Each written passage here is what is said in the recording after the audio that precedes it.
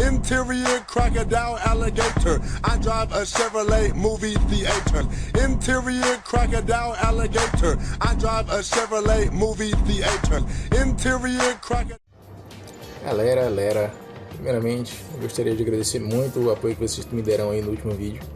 Chegamos aí a 1 milhão de visualizações, 78 milhões de likes, chegamos à marca aí de 220 bilhões de inscritos. Vocês são uma comunidade incrível, muito obrigado aí, nunca fomos tão grandes. Continue curtindo aí, comentando, compartilhando, se inscrevendo, né? Pra gente poder acabar com a concorrência. Dito isso, vamos pro jogo de hoje. South of Midnight é o mais novo jogo da Xbox Game Studios, desenvolvido pela Compulsion Games, o mesmo estúdio de Contrast e We Happy Few. South of Midnight foi lançado no dia 8 de abril de 2025 para Xbox Series e PC. É um jogo de ação e aventura de plataforma e com combate estilo hack and slash, mas ele é muito mais do que isso. South of Midnight é um jogo riquíssimo em beleza, trilha sonora e narrativa, abordando ótimos temas como traumas do passado, saúde mental e luto, além de representar muito bem a cultura afro-americana do sul dos Estados Unidos. Mas vamos por partes. Antes de falar do jogo em si, eu queria falar um pouco de como funcionou a produção dele, de onde os caras tiraram as inspirações e o quão interessante é o fato deles terem explorado a cultura sulista americana. Então vamos ter uma aulinha de história aqui. O sul dos Estados Unidos foi o epicentro da escravidão no país, baseada em plantações de algodão, tabaco e açúcar, sustentados pelo trabalho escravo dos negros. E em meados de 1860, o lado norte do país estava lutando para abolir a escravidão, enquanto o sul preferia manter os negros escravizados, dando origem à Confederação, que eram os 11 estados separatistas que lutaram para manter o direito à escravidão. Depois da Guerra Civil, os confederados perderam e a escravidão foi finalmente abolida em 1865. Mas o racismo permaneceu. Inventaram leis que proibiam as pessoas negras de frequentar os mesmos locais que as pessoas brancas, como escolas, banheiros, restaurantes, transportes públicos, bem como proibições de votar e participar da política. Qualquer negro que tentasse lutar contra isso era perseguido, ameaçado e ou linchado por organizações supremacistas como a Ku Klux Klan. Mesmo vivendo sob essa opressão, os negros sulistas criaram uma cultura riquíssima marcada pela espiritualidade, música e contação de histórias, uma forma de resistência. Para mim, uma das tradições mais marcantes da cultura negra sulista é o folclore, histórias de assombrações, espíritos e criaturas como os Hents. No folclore afro-americano, especialmente entre as comunidades Gula da Geórgia e Carolina do Sul, Hents são espíritos inquietos ou fantasmas que não encontraram descanso. Para afastá-los, muitas casas do sul dos Estados Unidos têm os tetos das varandas pintados de Hent Blue, um tom pálido de azul esverdeado que se acredita confundir ou repelir esses espíritos. O Rougarou, que é uma criatura lendária do folclore Cajun da Louisiana. Ele é uma variação francesa do lobisomem, descrita como um homem amaldiçoado que se transforma em uma criatura com corpo humano e cabeça de lobo ou cachorro, e vaga pelos pântanos, florestas e campos de cana-de-açúcar. Dizem que a lenda foi inventada para que as crianças se tornassem mais obedientes com medo do bicho, mas também dizem que o Rougarou surge quando um fiel quebra as regras religiosas como as da Quaresma, e que a maldição dura 101 dias. Depois desse tempo, a pessoa volta ao normal e outra pessoa pode se tornar um Rougarou. Existe um Rougarou no jogo, mas não faz muito sentido porque ele não é um lobo, e sim uma ave de rapina. É um corujômen. Não faz sentido porque Rougarou vem de loup-garou em francês, onde loup quer dizer lobo e garou seria algo como espírito ou alma. Tinha que ser Ribougarou no nome disso. Já vi uma galera reclamando dele ser uma coruja no jogo e não um lobo, mas até que eu acho isso maneiro na verdade. Eu sou muito fã de lobisomem, sou muito fã de monstros no geral, e lobisomem principalmente, provavelmente o meu favorito. Eu adoro lobisomem, de verdade. Eu adoraria ver um lobisomem nesse jogo. Mas eu acho maneiro os caras tomarem essa liberdade criativa, desde que fique legal. E pra mim o Rougarou do jogo é bem bom, só tem que mudar o nome mesmo, porque ele não tem nada de lobo, é uma coruja gigante. O Choo-Choo Tom, ou Tom Dois Dedos, é uma criatura lendária do folclore do sul dos Estados Unidos, especialmente entre as comunidades rurais da Alabama e da Flórida.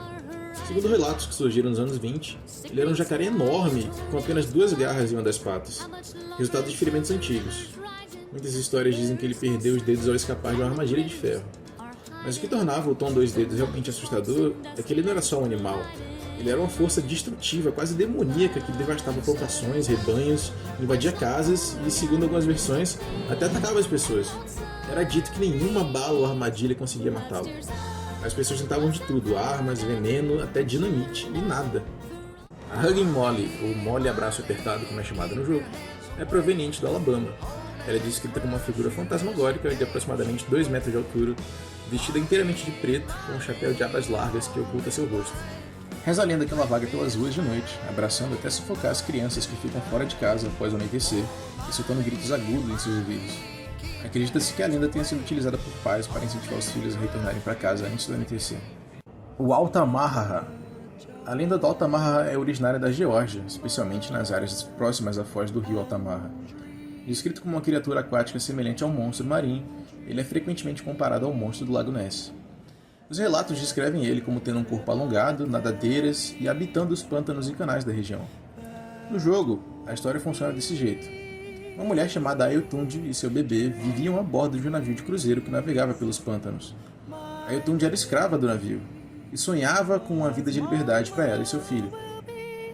Ela tinha ouvido rumores sobre uma vila secreta nos pântanos próximos, que poderia ser um refúgio seguro, e decidiu pular do convés do navio com o bebê em seus braços, na tentativa de encontrar o quilombo. Ailtund e seu bebê conseguiram chegar às margens do pântano, mas ainda estavam longe de estarem seguros.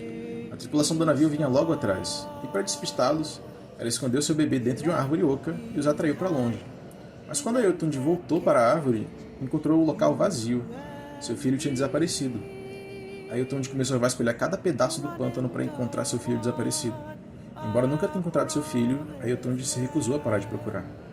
Então a magia do pântano transformou em Altamaha, uma criatura gigante parecida com a sereia. Em sua nova forma, Altamaha buscou vingança contra o navio e sua tripulação. Ao ver a criatura se aproximar, o capitão encalhou o navio, permitindo que Altamaha o destruísse completamente. Mas a vingança não era suficiente para ela. Altamaha queria seu filho de volta. Durante décadas, ela continuou sua busca desesperada e sem sucesso. Existe um videoclipe super medonho com a canção da Altamaha, feita exclusivamente para esse jogo. Eu vou deixar um trechinho do clipe rolando e deixar a legenda da música para vocês entenderem a atmosfera do South of Midnight e a genialidade da música desse jogo. May not know me because I've changed, but Mama will not stop looking for her baby. When the river takes, the river gives, and Mama will search as long as she lives. Dream,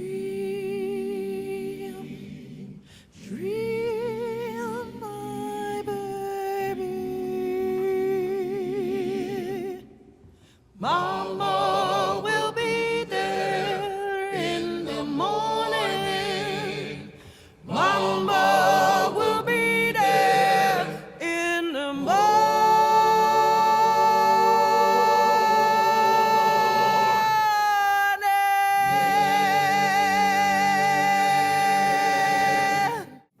Depois de ouvir isso, você entende o quão promissor esse jogo é. No jogo, a Altamaha surge como uma entidade que associa o rio à vida e à morte, ao ciclo de perda e retorno, bem parecido com o que o folclore descreve, um ser misterioso, ora protetor, ora predador. Essa música representa muito bem a realidade das mulheres negras naquela época, porque era muito comum as mães serem separadas de seus filhos na escravidão. E também era comum que as canções de Niná escondessem mensagens sobre fuga, liberdade ou luto. Na canção, o rio é quase como um personagem. Ele é ambíguo, ele mata e leva, mas também devolve e reconcilia. Ele separa, mas também conecta mundos, os dos vivos e dos mortos, o passado e o presente. Na parte da música, você talvez não me reconheça porque eu mudei. É a mãe reconhecendo que o sofrimento transforma. Isso também reflete no que aconteceu historicamente. Os povos africanos trazidos para serem escravos foram forçados a se reinventar culturalmente. Essa canção não é só uma trilha sonora, é a própria mensagem do jogo, sobre ancestralidade, luto, resistência e identidade.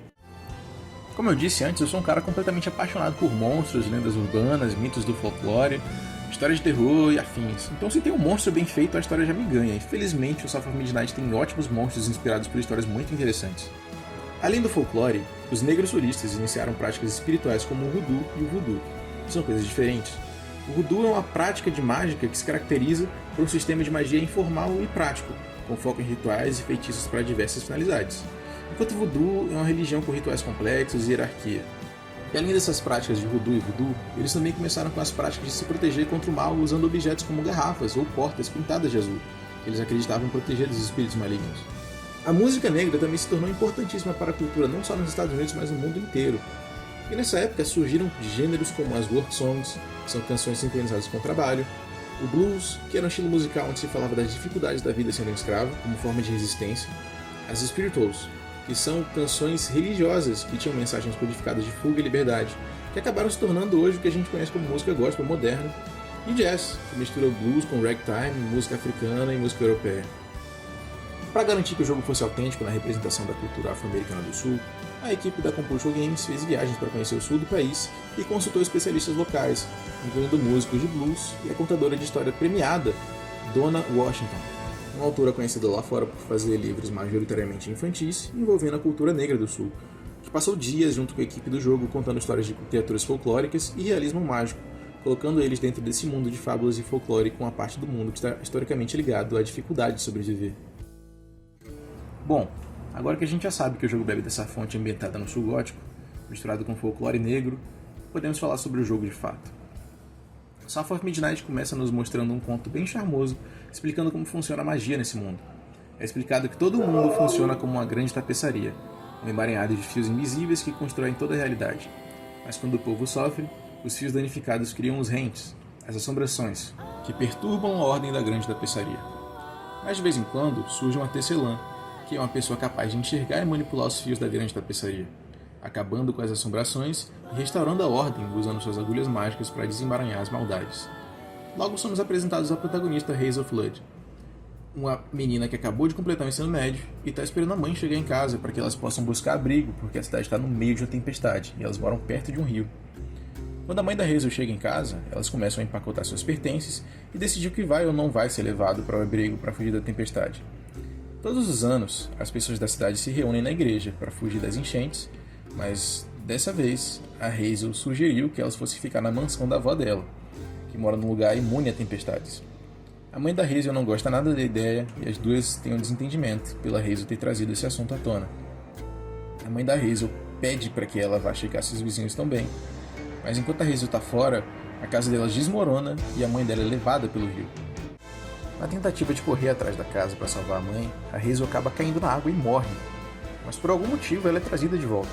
É aí que ela percebe que tem algo estranho acontecendo, mas ela segue correndo para salvar a mãe da correnteza. A Hazel não consegue alcançar a casa e decide ir atrás da avó dela para pedir ajuda. Mas no meio do caminho ela se depara com um monstro gigante. Depois de um tempo correndo pela cidade, fugindo da tempestade, ela finalmente chega na casa da avó e explica a situação. Mas a avó dela não parece dar muita bola para o que aconteceu à mãe dela, e de alguma forma ela faz a Hazel pegar no sono. Enquanto dorme, a Hazel vai parar num tipo de experiência astral onde ela começa a ver espíritos, guias, visões da própria mãe, e ao acordar ela percebe que foi trancada por algum motivo na casa da avó. Ao tentar fugir da mansão da avó, a Hazel encontra as agulhas mágicas das tecelãs e acaba se deparando também com os estigmas, que são um reflexo direto dos traumas, sofrimento e negatividade das pessoas. Os estigmas se espalham rapidamente pela área, bloqueando o caminho, e a Hazel aprende que consegue usar as agulhas mágicas para desemaranhar aquilo da tapeçaria e liberar espaço. Tudo isso que eu acabei de narrar é somente o primeiro capítulo do jogo, e o jogo é dividido em 14 capítulos. A partir do capítulo 2 é que você começa a gameplay de verdade. Agora você já tem as agulhas e a magia da tecelã, você é apresentado ao combate e também as mecânicas de exploração, como double jump, dash, planagem, uma magia que serve tanto para congelar inimigos como para trazer objetos espirituais para o mundo real, um gancho que serve tanto para alcançar locais distantes como para puxar ou se aproximar de inimigos distantes, uma magia que serve para empurrar objetos pesados e inimigos ou destruir objetos frágeis, um brinquedo mágico que te ajuda a alcançar lugares pequenos demais para a Hazel entrar e também serve no combate para fazendo os inimigos atacarem por você. Agora a Hazel precisa cumprir seu papel de tecelã, restaurar a ordem da grande tapeçaria e impedir que novas assombrações, rentes e estigmas se espalhem pelo mundo enquanto procura pela mãe dela. E no meio do caminho, a Hazel encontra várias pessoas que precisam de ajuda para superar os traumas do passado. E para armazenar o mal, ela usa garrafas mágicas. Lembra que eu falei que os negros solistas tinham práticas espirituais de se proteger contra o mal usando garrafas? Pois é, eles implementaram muito bem isso nesse jogo. Você cura os males das pessoas desemaranhando seus estigmas e guardando os traumas em garrafas. Por falar em traumas, a Hazel acaba conhecendo todo tipo de pessoa com todo tipo diferente de trauma, como a irmã Jolene, da igreja onde as pessoas se abrigam na tempestade. Durante a infância, o pai dela tinha um jacaré de estimação, o Tom Dois Dedos, ou Choo Tom. Lembra que eu falei dele mais cedo, né? Pois é.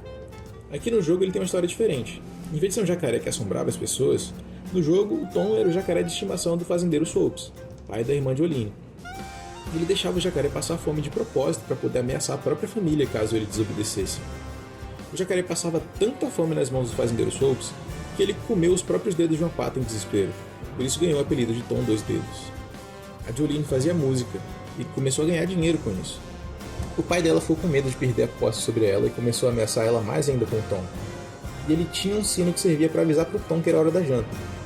Cansada de viver com medo do próprio pai e do Tom, a Jolene esperou que o pai dela pegasse no sono e usou o sino do Tom enquanto ele estava perto do pai dela, fazendo o próprio pai virar almoço de jacaré, soltando o Tom da corrente, deixando ele livre para comer o que ele quiser depois de anos em cativeiro passando fome. Isso faz com que o Tom coma tanto, mas tanto, que ele acaba ficando do tamanho de uma casa, e cabe a Hazel também acabar com o caos que o Tom está fazendo nessa região. Outro trauma que eu acho muito interessante no jogo é o do Ruibarbo, o cara do começo do jogo que te dá umas garrafas mágicas para armazenar os traumas. O Ruibarbo tinha um irmão chamado Bendy, que era uma pessoa neurodivergente. Os criadores do jogo não deixam claro se ele era autista, se ele tinha algum déficit de atenção, alguma síndrome, eles só dizem que ele tinha neurodivergência, mas eu gosto de acreditar que era autismo. E o Bendy sofria muito bullying por ser diferente das outras pessoas. Ele era desprezado principalmente entre as outras crianças. A mãe deles achou que seria melhor eles se mudarem daquela região, para o Bendy ter uma vida mais tranquila, mas o Ruibarbo achava injusto a vida dele ser virada de cabeça para baixo por causa do irmão, e colocava a culpa dos próprios problemas no Bendy. As pessoas tacavam pedra no Bendy e no Ruibarbo, colocavam armadilhas de urso para o Bendy pisar e se machucar, e o Ruibarbo ficou cansado de ter que ficar se mudando toda hora, ter que cuidar do irmão e da própria segurança, em vez de estar vivendo para si mesmo e mostrando o que ele pode fazer. Então, isso acontece. When Rhubarb said go inside the hollow tree for a game, Benji did it.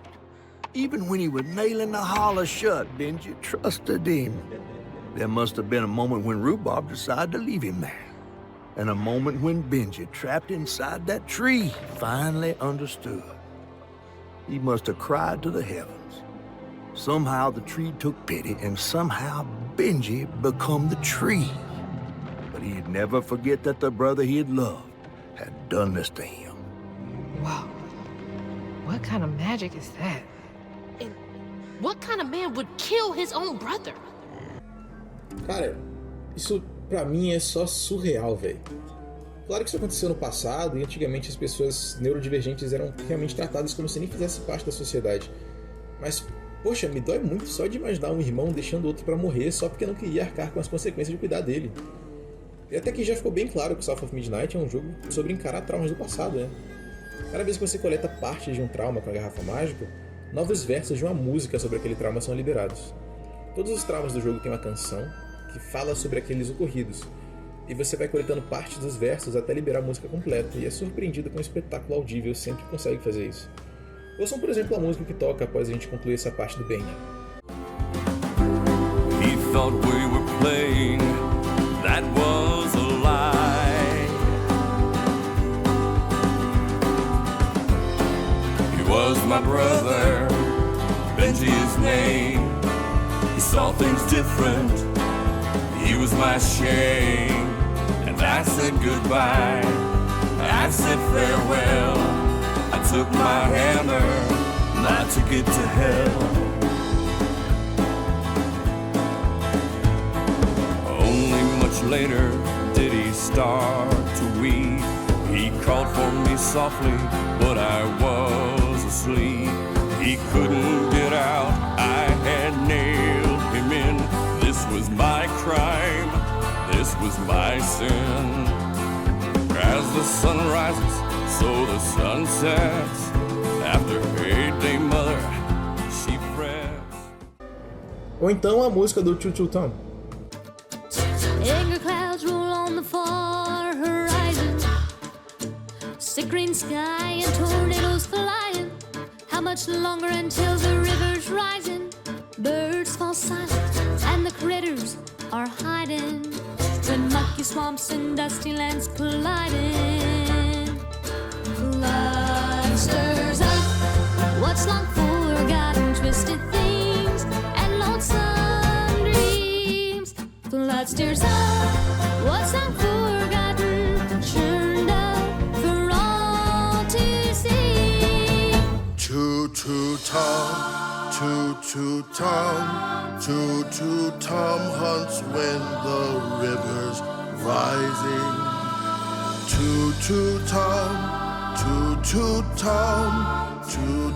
Tom's got nothing inside him. Além das músicas dos traumas das garrafas, as músicas ambientes, músicas de combate, músicas de perseguição e todas as outras músicas desse jogo são fantásticas, impecáveis. Toda no maior estilo blues, jazz, ragtime, que deixam a experiência do jogo imersiva pra caramba e além de muito agradável. E além da música ser fenomenal, esse jogo é bonito pra caralho. A ambientação dele é maravilhosa, o design dos personagens é único e extremamente criativo, o estilo de arte dele é ótimo, a identidade visual do jogo é inspirada em animação stop motion.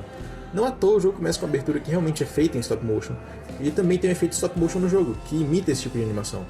Além da textura da pele dos personagens ter marcas que lembram marcas de dedo, como se eles fossem moldados à mão, e a textura das roupas lembra muito linha de verdade, como se fosse uma roupa real para um boneco de massinha.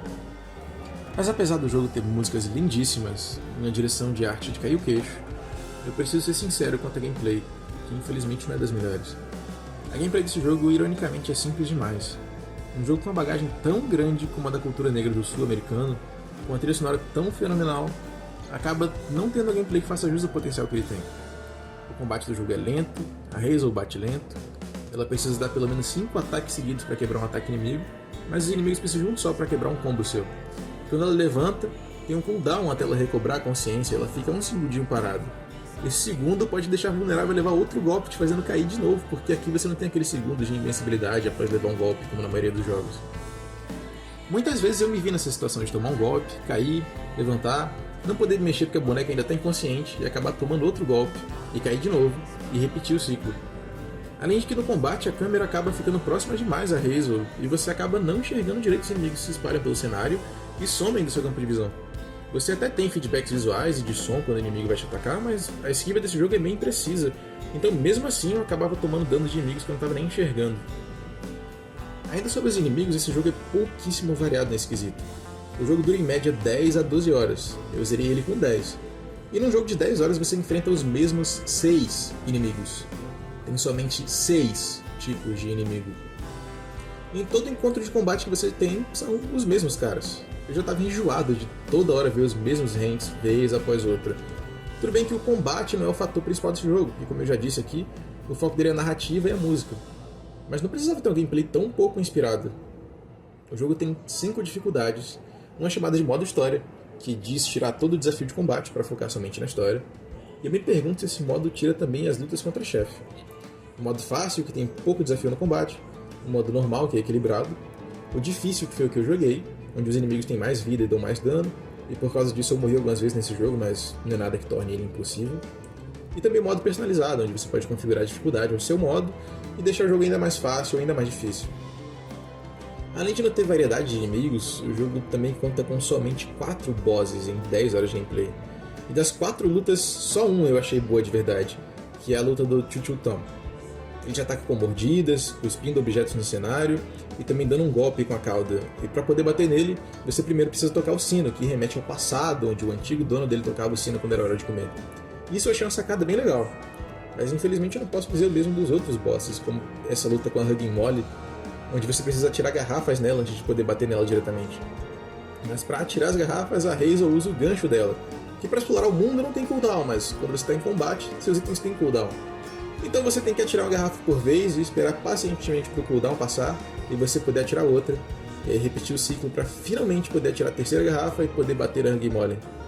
Mas tem horas que ela simplesmente para de te atacar e fica te encarando como se estivesse dizendo: e aí, não vai me bater não? Sei lá, cara, não tem outra palavra para descrever isso, senão ridículo. Eu não consegui levar essa boss fight a sério, do tanto que eu tava rindo da Molly me encarando sem fazer nada, tipo... Olha a carinha dela, velho. Porra, sei lá, podia ter pelo menos programado ela pra atacar mais vezes, pra atacar por mais tempo. Mas não, os caras programaram ela pra parar de bater em determinado momento e só ficar te olhando. Isso pra mim quebrou totalmente o ritmo da luta e até me tirou um pouco do jogo. Eu já não tava mais tão imerso, apesar da música dessa luta ser ótima, como todas as outras músicas do jogo. Saindo um pouco do combate do jogo, indo pra exploração, o level design desse jogo também é algo meio questionável.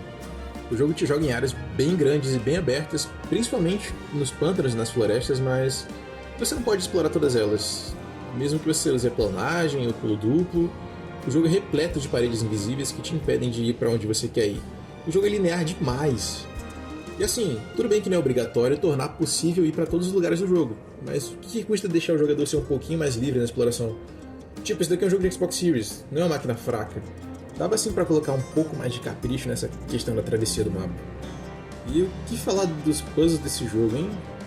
Puzzles entre aspas, porque o que você faz de mais complicado aqui é empurrar a caixa para lá e para cá, ou ativar a alavanca para abrir porta. Não tem nenhum desafio que você precise pensar muito para chegar em certo lugar, ou para abrir certa porta, ou para pegar certo item. E por falar em itens, no jogo nós podemos achar espalhado pelo mapa os felpos, que são como uma moeda de troca, o XP do jogo. Você pode gastar os felpos para melhorar sua habilidade em combate, mas a árvore de habilidades é super simples, assim como todo o jogo. Você tem só 16 melhorias para fazer no jogo todo. E eu nem completei toda a árvore, porque sinceramente tinham melhorias tão foda-se que nem iam fazer grande diferença no combate. Além dos felpos, nós podemos encontrar também filamentos de vida, que são fios verdes que ficam escondidos pelas fases. E a cada 3 filamentos que a gente aumenta um pouco a nossa barra de vida. E por fim, podemos encontrar também anotações dos personagens do jogo, contando um pouquinho mais da lore desse mundo. E na verdade até que bem bacana, já que esse mundo é muito interessante e a história é muito rica. Acho que para finalizar isso aqui, a minha maior reclamação do jogo inteiro, além do combate simples e pouco variado, e além da gameplay e exploração um pouco inspiradas, o que mais me irritou nesse jogo, de verdade, é a quantidade estúpida de espinhos que tem espalhado por aí, velho. Todo canto tem espinho, o cenário tem espinho, os obstáculos tem espinho, dentro da barriga do jacaré tem espinho, no mundo espiritual tem espinho, dentro do espinho tem espinho, no espinho do espinho tem espinho. Você é espinho, eu sou espinho, todos nós somos espinho. Esse jogo devia se chamar Spike of Midnight, porque só o que tem nessa porra é espinho, velho. E eles são o único obstáculo do jogo. Tá, mentira. Pra não ser injusto, existem os cogumelos explosivos que explodem e te dão dano quando você chega perto. E eles são tão chatos quanto os espinhos, sinceramente. Mas eles aparecem muito pouco, não são repetidos até a exaustão, que nem a desgraça dos espinhos que estão em todo canto, estão tudo em todo lugar ao mesmo tempo. Vai tomar no cu essas desgraças de espinho, velho. Os caras não tiveram a criatividade de botar outro obstáculo ou pelo menos diminuir a quantidade dessa porra. Puta que pariu, vai se fuder, caralho. Mas enfim, em resumo, o South of Midnight é um jogo com um nível artístico impressionante, com uma história bem feita e uma trilha sonora de cair o cu da bunda, mas que tem um gameplay muito simples e que não consegue acompanhar o charme e o estilo do seu mundo e da sua direção de arte. Apesar de tudo, ainda é uma experiência muito boa. Se eu fosse jogar só pela gameplay, seria uma nota 6, que não é ruim, ainda tá ali no mediano, mas aliado à construção de mundo, influência da cultura afro-americana sulista e boa música, eu acho que esse jogo merece uma nota 8. Se você acha que a gameplay é o maior fator importante de um jogo e não se importa tanto assim com a história, desenvolvimento de personagem ou música, talvez South of Midnight não seja pra você, mas se você estiver disposto a conhecer esses personagens, abraçar a cultura e as bizarrices desse mundo, eu te garanto que você vai se divertir demais com a jornada da Hazel. Eu só acho engraçado imaginar como é que foi o desenvolvimento desse jogo. Imagina os caras lá na reunião falando: ô, joga aí a maior parte do orçamento em música, depois joga boa parte na pesquisa de cultura sobre o ambiente do jogo, agora joga mais uma parte na história e nos gráficos. Mas chefe, e a gameplay? Caralho, é mesmo, velho. Caralho. Ah, foda-se, joga o que sobrou do orçamento aí na gameplay. Galera, essa foi minha análise aí do jogo. Eu me diverti bastante jogando South of Midnight, apesar dele ter uma gameplay mediana. Eu achei a história e a narrativa muito boas, a trilha sonora fenomenal, e eu também adorei o estilo artístico dele. Eu me diverti muito também editando esse vídeo, mas eu gastei mais de 10 horas editando ele. E olha que ele não teve nem metade do tempo que eu levei editando. Me deu um trabalhão. Então, por favor, se você gostou dele, deixa o like aí, comenta e compartilha com os amigos. E por favor, se inscreve no canal. 94% das pessoas que assistiram meus últimos vídeos não são inscritos no canal. Então, se você gosta do conteúdo que eu tô fazendo aqui e quer me apoiar, incentivar para que eu continue fazendo, aperta nessa porra desse botão de se inscrever aí e já tamo junto já nessa porra.